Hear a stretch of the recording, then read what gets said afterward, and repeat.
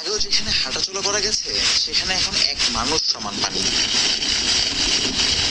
স্মরণকালে সবচেয়ে ভয়াবহ বন্যার কবলে ফেনীর ফুলগাজী, ছাগলনাইয়া আর পরশুরাম উপজেলা। পানিবন্দী দিন কাটাচ্ছে 2 লক্ষাধিক মানুষ। পানের জলে প্লাবিত পরশুরামের পৌরসভা ও 3 ইউনিয়নের সকল এবং ফুলগাজী উপজেলার অধিকাংশ গ্রাম। ছাগলনাইয়ার বেশিরভাগ এলাকা তলিয়েছে আকস্মিক বন্যায়। জলমগ্ন থাকায় পরশুরামের সড়ক যোগাযোগ পুরোপুরি বন্ধ।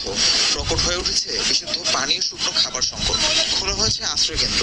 এরই মধ্যে উদ্ধার কাজে যোগ দিয়েছে গ্রামীণ সেনাবাহিনী ও শিক্ষা প্রতিষ্ঠানে পানি ঢুকে পড়ায় সীমাহীন ভোগান্তিতে স্থানীয়রা।